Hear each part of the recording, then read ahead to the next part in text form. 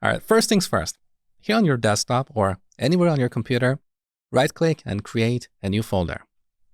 I'm going to call this HTML, but we could call it anything.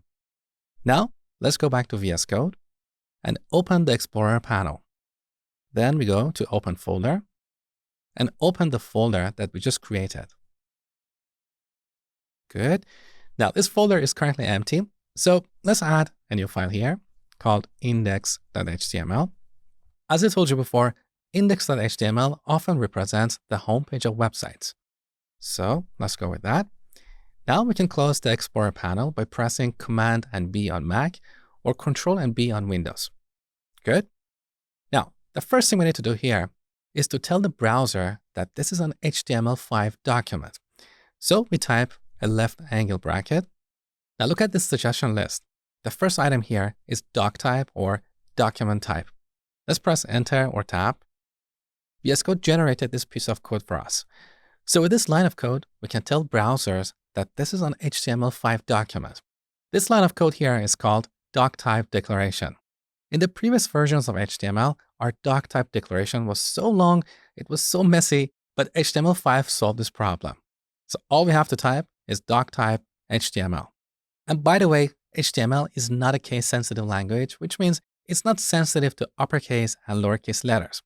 But conventionally speaking, we type everything in lowercase except doc type. This is just a convention. We could type this in lowercase, and that's perfectly fine.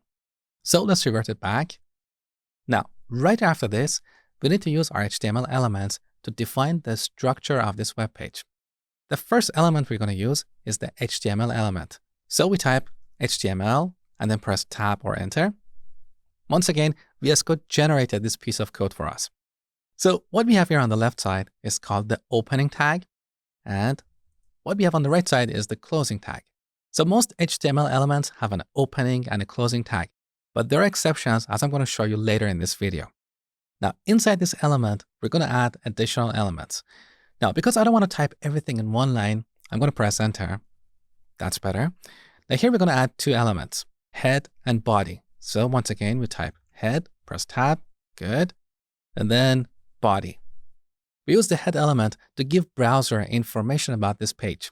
For example, here we can use the title element to specify the title of this page that appears in the browser over here. So let's type my first web page. Now let's save the changes by pressing Command and S on Mac or Control and S on Windows. Good. Now before going any further, let's right-click somewhere and go to Open with Live Server. So we're going to open this page using the development server that we just installed. Okay. All right, take a look. So our page is currently empty because we haven't added any elements inside this page. And over here, we can see the title that we just typed, my first web page. Now look at the URL or address of this page. We have 127.0.0.1. This number or this IP address represents the local computer. It's globally known, so everybody knows 127.0.0.1 references the current computer. After that, we have a colon, and then we have the port number on which our web server is listening. So our web server is waiting for HTTP requests on this port, okay? Then we have a / followed by the name of our file, index.html. Now, back to VS Code. Inside the body element, we're going to add elements that would appear on our page. So let's say we want to display a tweet. What elements do we need here? An image and some text elements. So we type img, short for image, and then press Tab. Here's our image element. Now this image element is different from the other elements we have created so far. Can you tell the differences? There are two differences here. The first difference is that here we don't have a closing tag. We only have an opening tag because the image element cannot have any child elements. That's the reason. Now in the previous versions of HTML, we used to add a / here, and this represents a self-closing tag. But we don't have to do this in HTML5, so I'm going to keep the code simpler. Now, here we have two attributes, source and alt. With these attributes, we can supply additional information about an element. So we use the source element to specify the path to our image. So let's open up the Explorer panel one more time by pressing Command and B on Mac or Control and B on Windows. Here I'm going to create a new folder called Images. Now for this demo, I'm going to use my own image, which you can also download right below this video, but you can use any image that you want.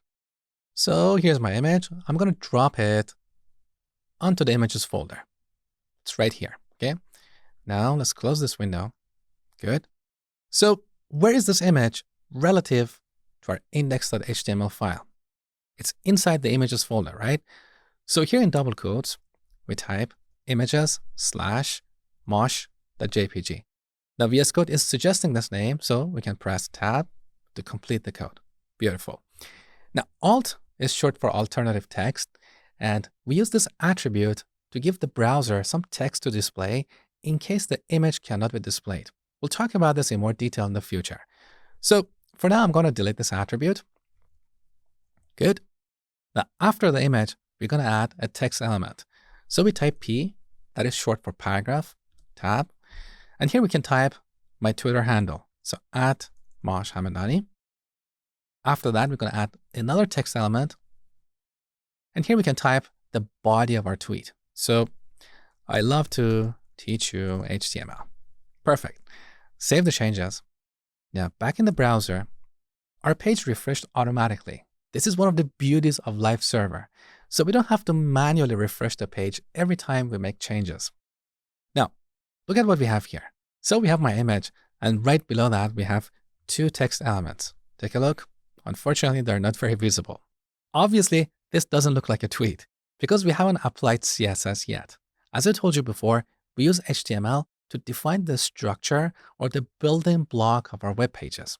In the next lesson, I'm going to show you how to apply CSS so our page looks kind of like a real tweet.